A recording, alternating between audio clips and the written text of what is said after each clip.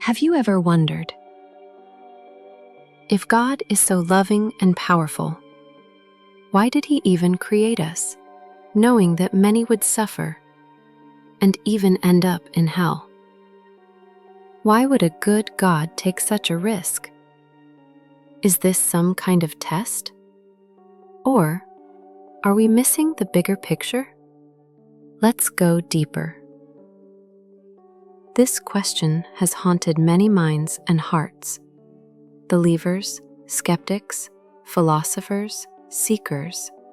It touches on the nature of God, the purpose of life, and the mystery of free will. Some people imagine God like a judge. Some imagine Him like a loving parent. Others see Him as the creator of both light and shadow. But whatever we imagine, the question remains: if hell is even a possibility, why create humans at all? Imagine a world where everyone is forced to be good. No mistakes, no choices, no freedom, just obedience, programmed, robotic, lifeless.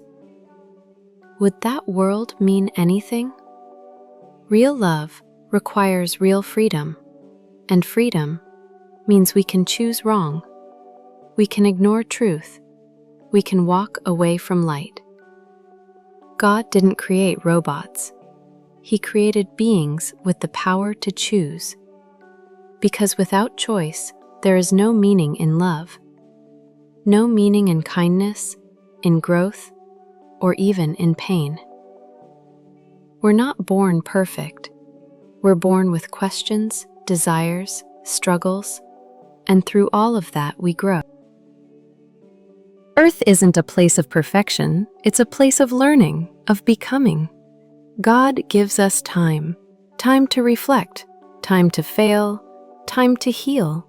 He doesn't expect instant goodness, He allows the journey. And what if hell isn't God's punishment, but the natural result of rejecting light? We often imagine hell as fire, torture, and eternal screams. But what if hell is more than that? What if hell is the state of being completely disconnected from truth, from love, from God, from the soul itself? Not a place God throws you into, but a place we choose when we shut down our hearts and refuse to turn back toward light. God doesn't desire suffering, but He also won't force anyone to stay in His presence. So why did God create us?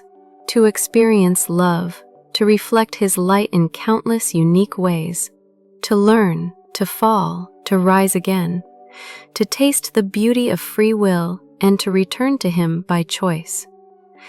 Maybe the purpose is not to avoid hell. Maybe it's to discover heaven within ourselves, to remember who we are. Maybe we are souls sent to walk through shadow, to remember the light we came from. But what about those who fail, those who hurt others or live in darkness? Do they go straight to hell forever? Many spiritual traditions teach that God's mercy is vast, that hell is not the end but a painful mirror that awakens the soul. Even the darkest soul may one day long for the light again. Maybe what we call hell is just a deep spiritual sleep, and awakening is always possible. So why did God create us, knowing the risk?